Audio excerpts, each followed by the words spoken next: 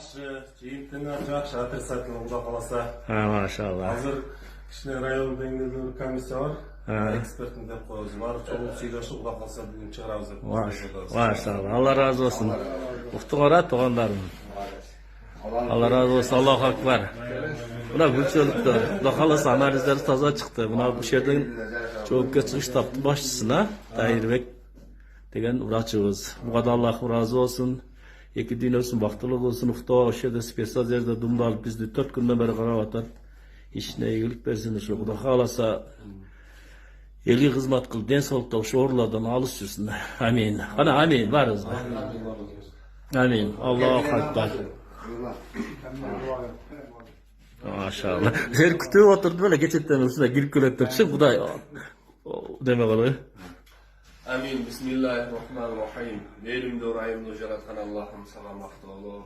Peygamber sallallahu aleyhi ve sellem'e salam dualar olsun. Amin. Yaratkan Allah'ım sana çeksiz şükürler. Ankeni sen arkanday sunuyorlardan, arkanday şunday bir nerselerden bizi aman kaldırdın. Allah'ım daima bundan keyin bale afatlarla, türlü alamat kırsıklarla, arkanday jaman oğrulardan bizde alыс kılın. Allah'ım bizim başımızda hizmet kılgan usul bizdin dair ağabızdın, usul yerde vraçlardın, bardıq meslestra ejelerimizden, sanitarka ejelerimizden Allah'ım altın başına aman kılın. Yaratkan Allah'ım işlerine iyilik vergin. Allah'ım üybülösüne bereket, ırtımak vergin. Rızkı bergin. Yaratkan Allah'ım rızkılarını adaldan kılgın. Daima el üçün, meken üçün, bizdin uşul alayımız üçün hizmet kılgan, güçlü insanlardan bolup, tarihta atları kalgan, bizdin süyüktü pendelerimizden bolsun. Amin. Elhamdülillahi. Allah razı olsun Sergen. Allah razı olsun.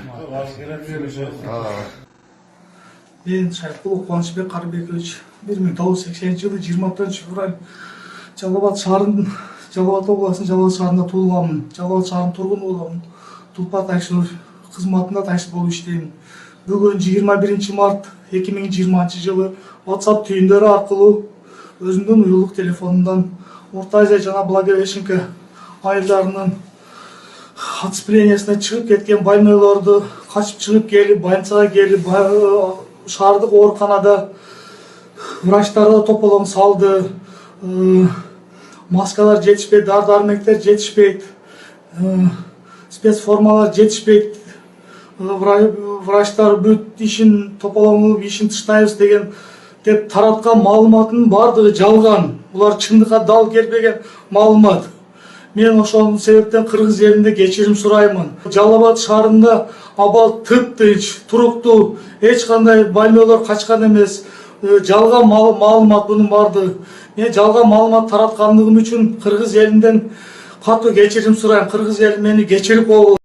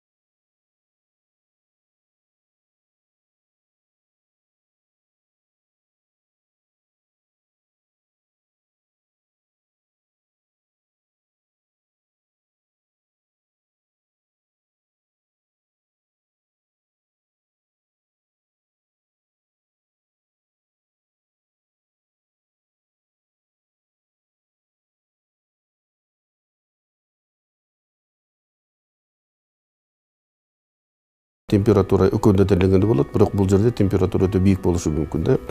Экинчиден бул дем алгандар мисалы үчүн башка вирустук эмелерде мурундан чүчкүрүп, мурундан суу агып калат да. Бул жерден ошол белгилери аз болот, же болбосо почти жок болот да. Үчүнчүдөн ошол коронавирустордон дем алгандар өтө бат кыйналышка алып келет. Дем ала албай мындай жана одышка деп коебуз, ошол батыраак болот. А тигинде кийин баягы осложнение болгондо гана болот да. Тобокел топторго кимдер кирет? Биринчиден бул жанагы жашы өтүп кеткен адамдар. Экинчиден жанагы өнөкөт оорулары бар адамдар да. Үчүнчүден анан жанагы ошо дем алуу органдарынын өнөкөт оорулары менен көп ошо жаш кезинен баштап ошо ооруп келген адамдар бул өтө ошолорго эмеге топторго кирет. Анан үчүнчүден дагы жанагы мисалы үчүн биздин кызматкерлерде себеби дегенде анткени биз ушул жабактар менен постоянно контакттештешебиз. Бул медицинский работниктер анан жанагы биздин ошол эле жанагы аэропортто же болбосо жана өткөрүү пункттарында турган жанагы чек ара кызматкерлери ошол эле жана биздин кызматкерлер ошолор да кириши мүмкүн да.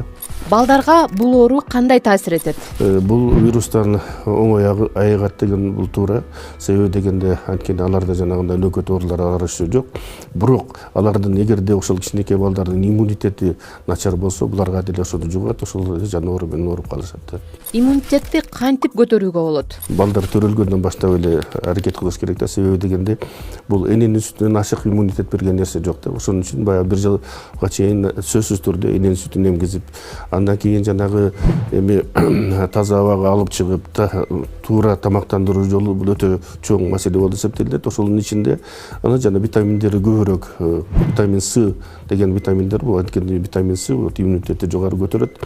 Ошон үчүн витамин С көбүрөөк жер жемиштерди колдонуш керек да. Булардын элдин арасында айтылып жүргөн ошол эле жана лимон, ошол эле жана фруктылар, башка эмелер дагы ошолордун ичине кирет. Анан жана чеснок дагы, эми бул чеснок бардык эле адамдарга жага бербейт, себеби дегенде аны колдонуштун астынан анда ашказанда оор болбош керек, же болбосо башка дагы бул көп жанагы көрсөтмөсү болушу мүмкүн, болбошу да мүмкүн. Коронавирустан антибиотик дарылары коргой алабы? Бул вирустардын бардыгына эле антибиотик таасир этпейт. Бардык вирустарга, бир эле коронавируска, же болбосо башка сасык тумоолорго, же болбосо тиги башка вирустарга деле ошон үчүн баягы биздин жарандардын эгерде ошол температурасы көтөрүлүп эле мындай чүчкүрүп, же болбосо мурдан суу агып калган убактарда эле сразу антибиотикти колдонуу бул туура эмес болуп эсептелет. Себеби дегенде ошол туура эмес колдонгондун негизинде кийин эгерде антибиотик колдонуш керек болсо, ошо адамдагы микробтордун бардыгы ошого көнө башташат дагы. Бул устойчивость деп коет. То есть ал антибиотикти колдонгондо ал микробторду мынтип жое албай калабыз да. Ошол себептен бул антибиотикти только бул медициналык кызматкерлердин гана көрсөтмөсү менен гана колдонуш керек.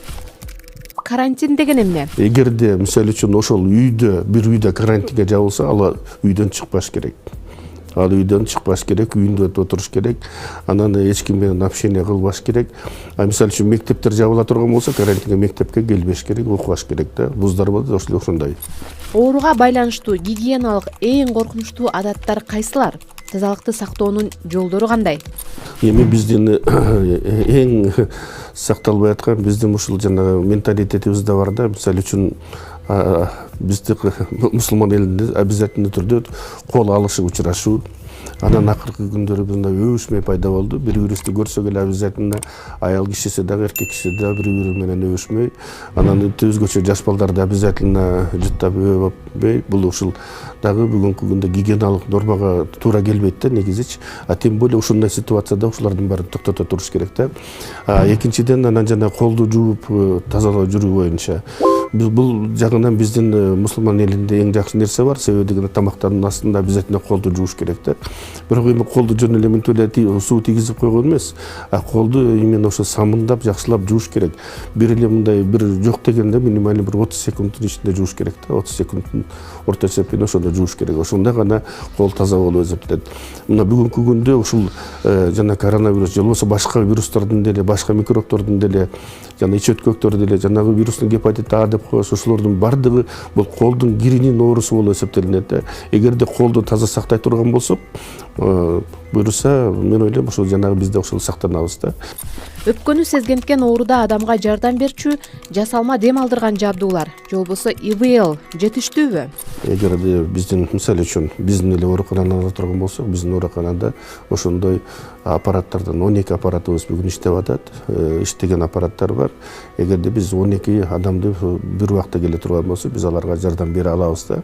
Ошондой эле башка биздин ооруканаларда дагы ошо түштүктө дагы, түндүктө дагы ошондой аппаратуралардын бардыгы даяр.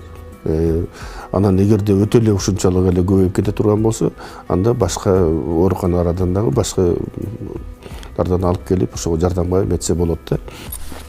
Оорунун белгилери байкалса эмне кылуу керек? Сөзсүз түрдө бул үй бүлөлүк дарыгерлерге тоона кайрылыш керек. Бул кайрылганда кандай кайрылат?